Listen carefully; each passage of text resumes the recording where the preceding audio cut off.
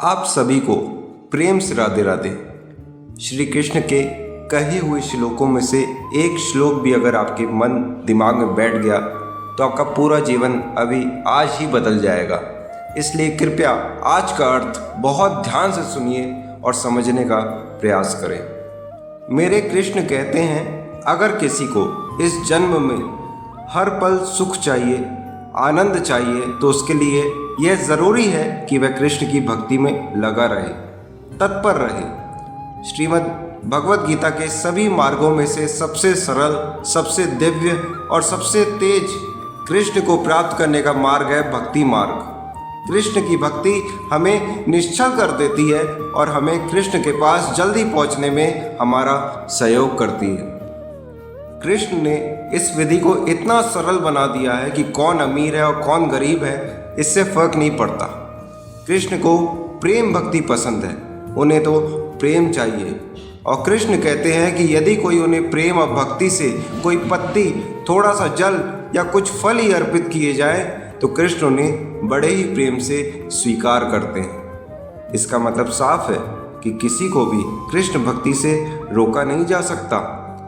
कोई भी कहीं से भी कृष्ण की भक्ति को प्राप्त कर सकता है, क्योंकि यह सरल है, सहज है, जिसमें कोई नियम नहीं। हम लोगों में अज्ञानता भरी हुई है।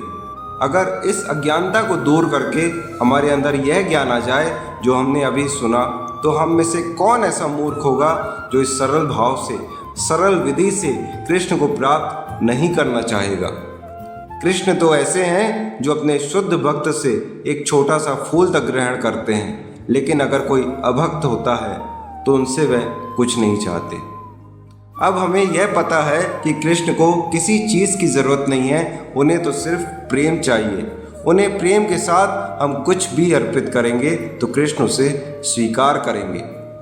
इस श्लोक में भक्ति पर थोड़ा ज़्यादा जोर दिया गया है। यह बताने का प्रयास किया गया है कि भक्ति ही एकमात्र रास्ता है जिसे हमें चुनना होगा अपना जीवन शानदार तरीके से जीने के लिए। कृष्ण के प्रति भक्ति ही हमें यह समझा सकती है कि कृष्ण परब्रह्म है। वह भोजन करते हैं और स्वाद लेते हैं। अच्छा, आज आप एक काम करें। आज आप निश्चल भावना से अपना भोजन तैयार करें।